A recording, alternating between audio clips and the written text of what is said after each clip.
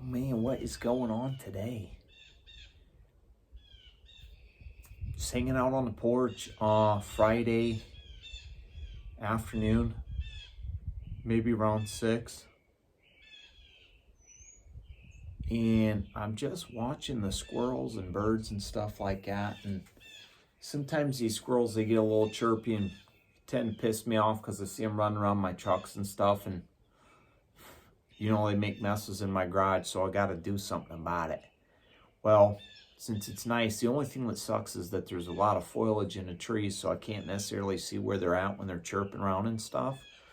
But occasionally they'll skim me down the tree and they'll make a lot of noise. So I've got this 760 Pump Master that I use for a pellet gun with a scope on it. It's the only thing I got a scope on.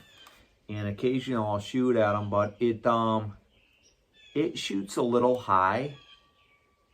But I was shooting at one of those cans of that peach beverage the other day that I had talked about, and pretty much tore it up. I'm not going to show it, but I did pick something up from the store the other day because somebody had mentioned in that video that I should try some Canadian beer. So I got this Labatte Blue, and it's a Canadian Pilsner from 1847, it says here, imported beer. I've never had it, so I'm going to crack it open and I'm going to try it.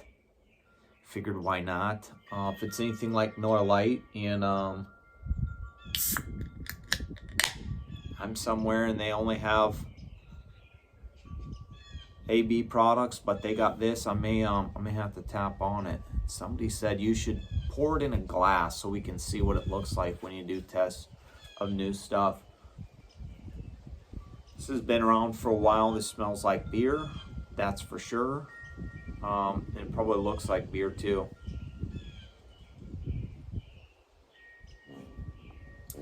There's a hummingbird right above you.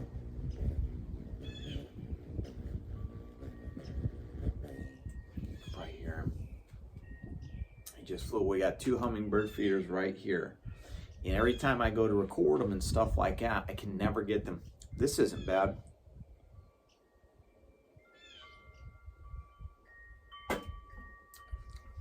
That tastes like a beer.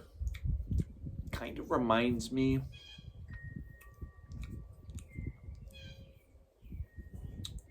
There he is again. Now he took off. It's got a red chest. Oh, he's right out in front now. Oh, he took off again. Sorry, I whipped you around real quick, but it reminds me almost like Budweiser or something along that line of flavor. Old Milwaukee-ish.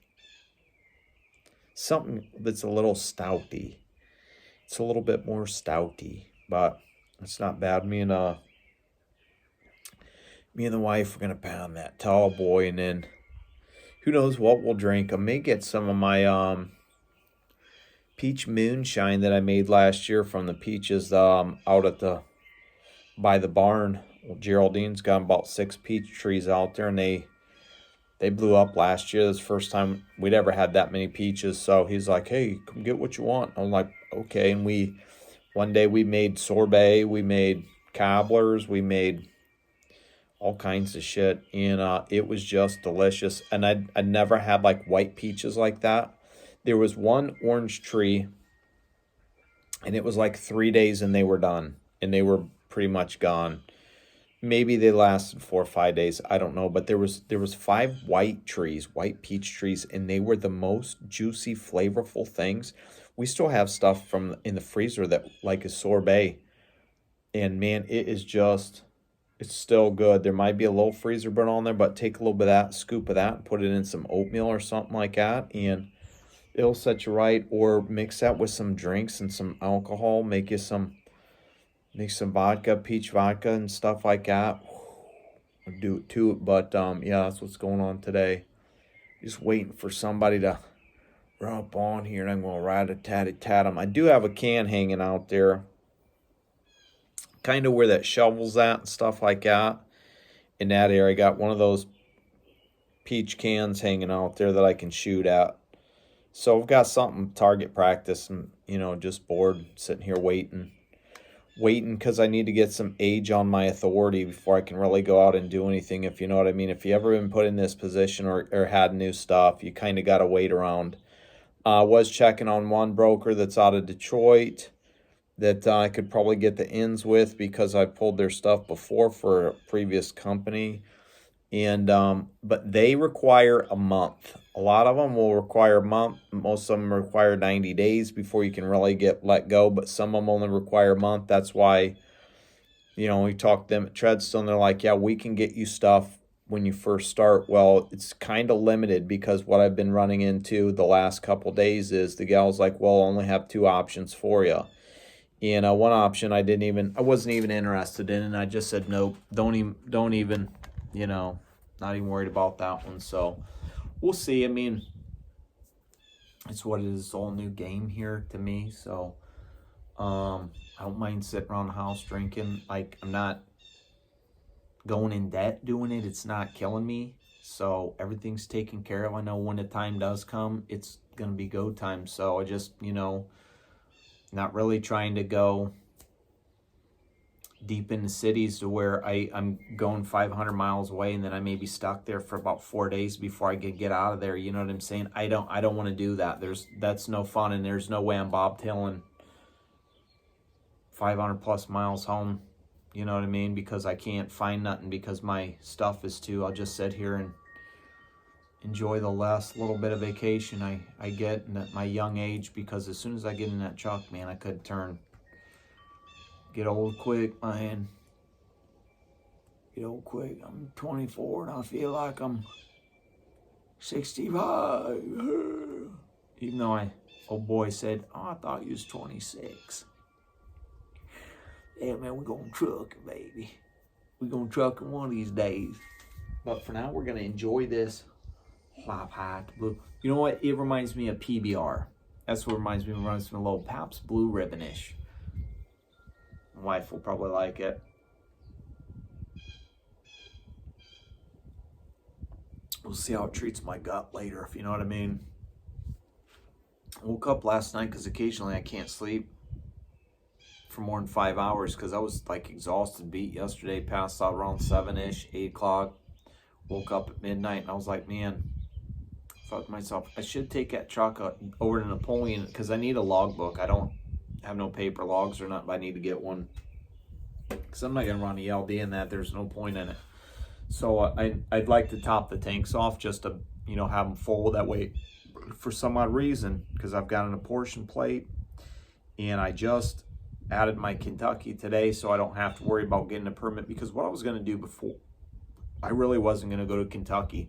There was only a few places in Kentucky I may have went, and if I was going to do that, I would have said, hey, give me a couple days notice, if you want me to go down here. If I schedule something and say, hey, can you give me this, I would have got a trip permit so I don't have to fill out the the mileage for Kentucky every month. But chick was like, yeah, it's only $40, but you got to make sure you fill it out every month. I'm like, whatever, I'll just write that down in a mental note in the notebook for what I need to do each month, and once we get it going, we'll get it taken care of. I'll get the wife on a schedule or something like that, so it's what it is. But yeah, I need to get my mileage opened up too, because I'm only at 500 right now, which basically means I can go down to Atlanta. You know what I'm saying? I can go out to Baltimore-ish, that region. Then I can come up, and I just can't go too far up the map, but I can go pretty far up, and then out west, open it up. Because I wouldn't mind getting some stuff and going down to Texas and meeting Cabo Vergarian, doing things like that, you know what I mean? Because there was a load that was going down to Jacksonville, Florida, out of Fort Wayne's, only 54 miles from here. So it took me about an hour to get over there bobtailing the truck, which isn't bad, because I'm just going to do power moves for now. And who knows how long I'll stay doing that. But there's a Wabash facility over there, so they're making brand new trailers. So basically, you're going over to get a brand new trailer. Okay, it's a loadout trailer. And for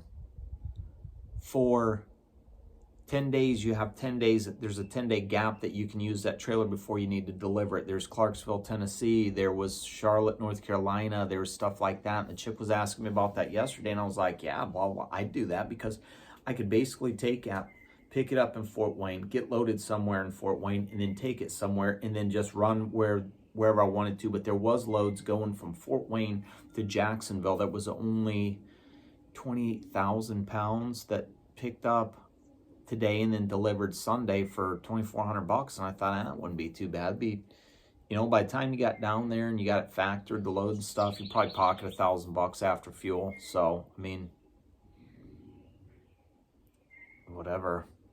I mean, I'd be down in a cool area and I'd be like bobtailing around, and I get that truck, that truck's nice and small. I could get that truck out on close to a beach, to where I could get on a beach and get some water if I really wanted to, or, Airbnb that shit if I needed, and Uber somewhere and hotel it, whatever, just sleep in the back of it. I mean, it would kind of probably be hot down there, and that thing doesn't have any AC yet, but I thought about I'll probably get a red dot unit maybe to throw up on the top, and then I'll just run the hoses down the back and stuff and up under the bunk and whatnot, do that kind of thing. Because I don't believe, that truck, I probably could redo the system to where it can take 134. I just can't get R12 for it. So that's the issue with that truck. But, I'm not really a big fan of AC. If I'm going to be down there and it's going to be like 90-degree swamp ass at 8 o'clock, 9 o'clock at night, if I need to sleep, then I'm going to want something, because a fan, running that truck with a fan ain't going to do it. And I only have so much I could probably do on that. I've got that jumper pack, Top on. That jumper pack is awesome. I take that all over the place, plug my phone in, charge it, and do things like that. And it's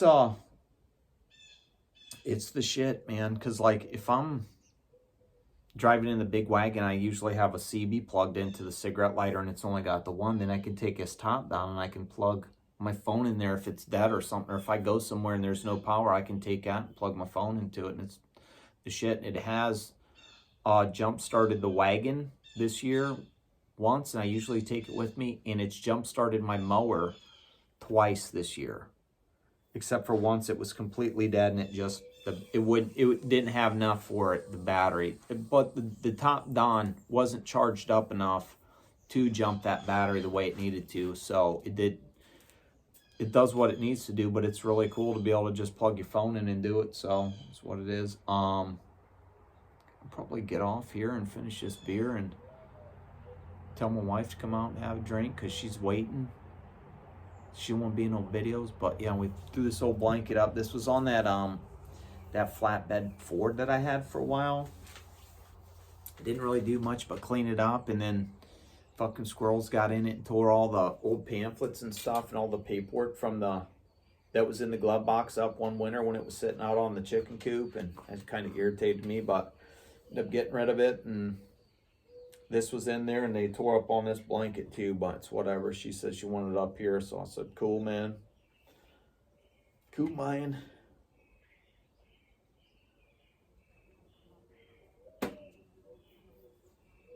Hopefully pretty soon we'll be doing this from a truck stop near you. I might be shouting out, hey, where I'm going. Doing some shit like that, Hey. But yeah, it's nice once I get my time on. If I did want to get a hold of those guys and get in good with them and just pick up empties all the time from that place, and bam, bam, bam, bam, shuttle them wherever. There was one going down to Indy. Picked up yesterday from like 3 p.m. until 4 p.m. today, and then went down to Indy. They don't put no rates on that stuff though, and since I'm so new with my authority, I don't really feel like I should be calling those guys up and bugging them, because I don't want to be like those brokers and stuff and dispatchers and all those guys calling me. Really, no brokers are calling me yet, just dispatchers are.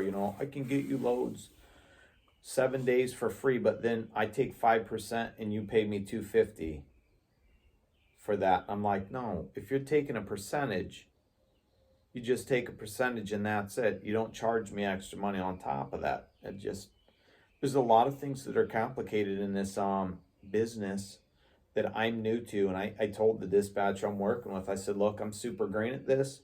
I'm gonna need some baby steps, especially when it comes to factoring and stuff like that. And then I'm talking to my buddy Caleb, with the 82 Pete. He's like, yeah, dude, once you get it down, once you do it a few times, you slide right into it. It's no big deal. He said most of it's phone calls and emails and stuff to get a hold of the brokers and whatnot and deal with them for that stuff. But there's a thing called My Carrier Packets that I'm going to put all my information in, and that's like basically a database that you can just throw. It basically has all your shit there. So when you're talking to a new broker, instead of like sending all that stuff over, you just say, hey, here's the link for this. They go on it, they see your stuff, and it's all there as far as I'm concerned. I did a little bit of looking on it today on the computer. I didn't do a whole lot because I was starting to feel sluggish, and I just needed to pass out for a couple hours and take a nap. Oh, there's a hummingbird's right above you, and I don't want to grab the camera and spin you around because as soon as I do, they're gonna fly away. But he's up in a tree. Let's see if he comes back. Oh, there he goes. There he is, right there.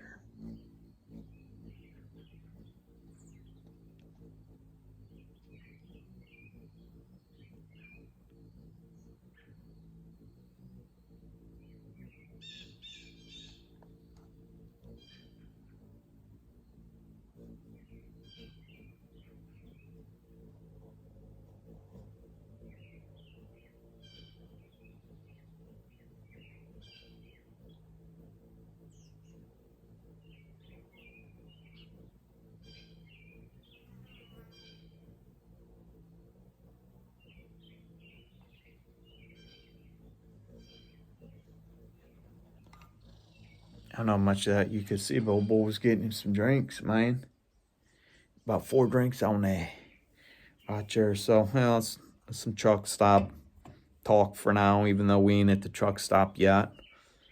I could be coming to you from the truck stop with a tall boy in the future. Because I'm telling you what, when I pull into a truck stop for the night and I park that thing, I go in there to do whatever I need to do, whether it be shower, throw some groceries down my neck. I'm coming out with a tall boy, and I am going to, I'll be sitting in the truck, sipping one back before I climb back in the bunk and get me some shut-eye, if you know what I mean. And my eyes are beat-ass red because I slept in these contacts. Then I took them out and I put an old pair in, and they burnt like a mother. And then I put these ones back in, and they still burning, even though I put the solution in and stuff.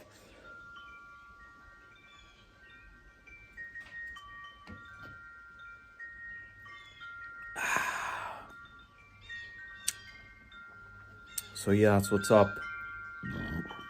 Maybe I'll go live once I start doing that stuff, and I can just talk about my day with you guys and whatnot. I figured you'd probably like that. I don't know, we'll see. I guess we'll see. I do have this set up to where I can it's on the computer, or it's on the sitting on the windshield. I don't know how raggedy and rattly it would be if I shot it forward and then went live and just talked. I guess I'll shoot a video and I'll figure out how bad it is. Not exactly how to sure how to go live on the GoPro if I had it set up behind me or anything like that. I know there's a way you can go live with a GoPro. I don't know if you have to connect with the phone, but if I was to go live on YouTube, I don't know if I could do that with the GoPro. There's a lot of stuff I don't know, and trial and error. It's all learning to me. I learn something new every day. When Geraldine was over, he wanted to water his corn over in the field. I said, sure, I got this sub pump, but it just doesn't seem to have too much pressure when you pump it. You know what I'm saying? It's 25 gallons per minute. It's just a small one. Maybe like a $50 one from the Maynards or something. And I use it fine when I pressure wash the truck, when I, want to just pump some water to the hose handle and wash some stuff with a hose. The cars, if I want to do that, it's fine right there. But that's about 300 feet of hose out there pushing that, and I just told him, I said, yeah, it just doesn't seem like it's got a ton of pressure. You know, you just have to be right on top of stuff, but you're not like hooking a sprinkler up and doing stuff. So he brings down this big pump. It's from 1998. Well, he's like, I throw it down in there and you could hear it trying, and then it just stalled out and it clicked over like something shut it off. I'm like, okay, so I pull it out. He's like, yeah, nothing's working. He walks all the way out there, comes back. He's like, nothing's working. I'm like, I don't think it's working, you know. So we pull it out, we unplug it, we plug it in, we plug it in, and it goes, click. So I'm like, well, we flip it over, we're checking it out. A bunch of shit came out from it when I pulled it out of the water, because the thing was heavy. It was probably like 40 pounds, and we had it on a chain, hooked to a chain and we ran a crowbar across it so it would hold it down there. That way the hose wasn't just getting ripped off by that thing, because it was bulky.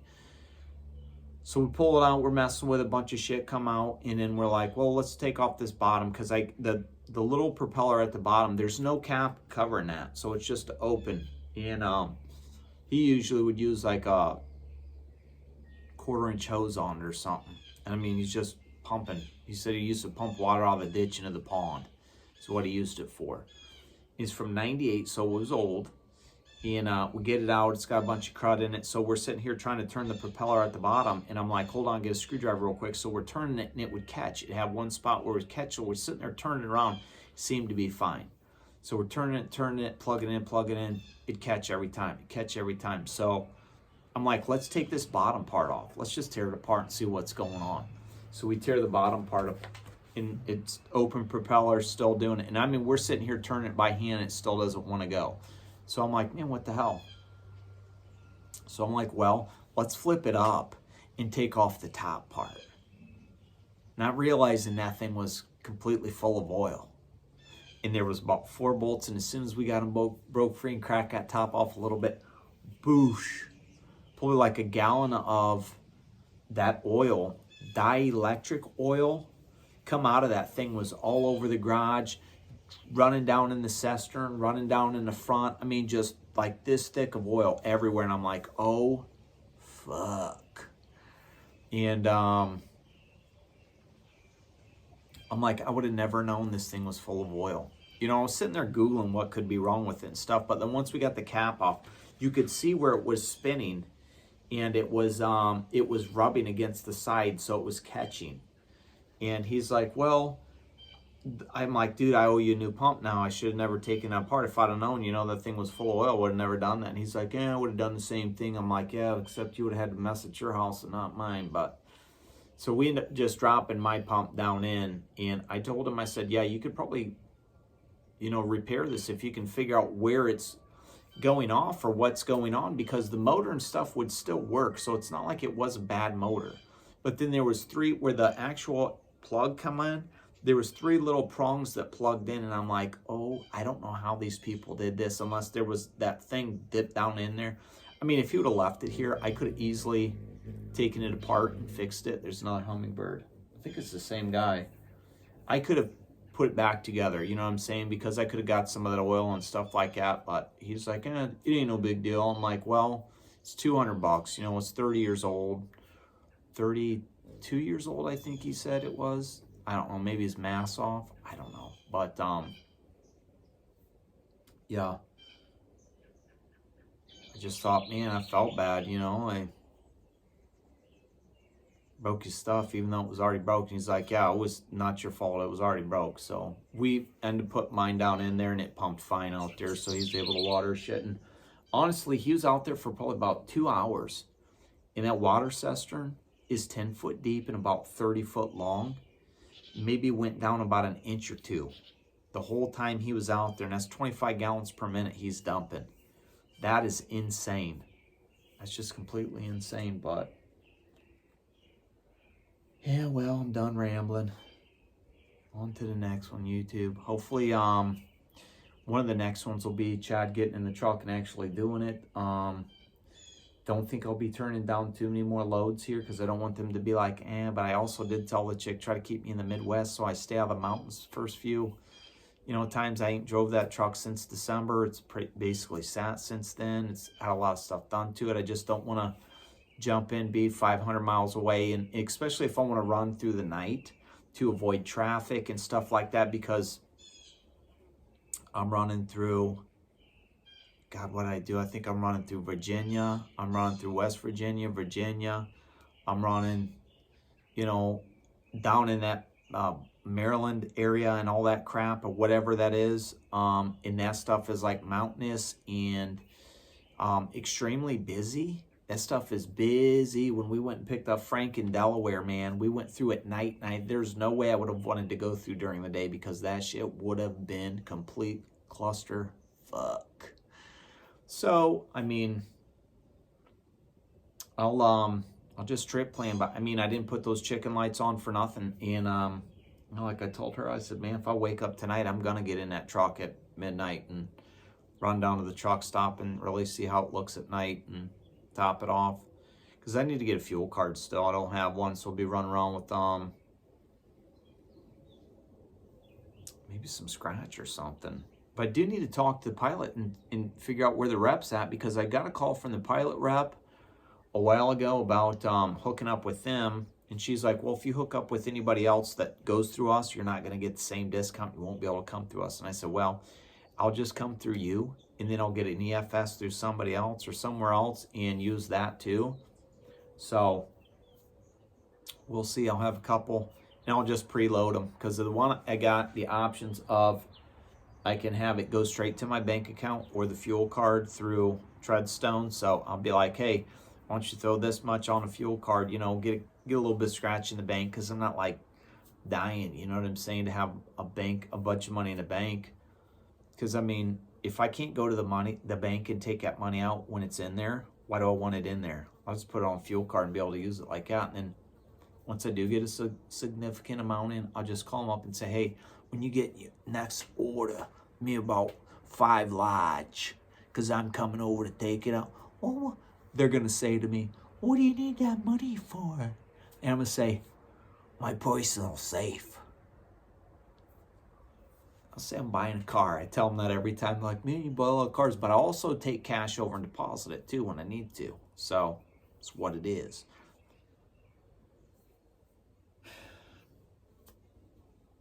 Till the next time, you know what we say. Ramble on. Ramble on, Rose. Need to get hold of Josh Dilley and see what he's doing. Hang out with him. GD, baby. For life.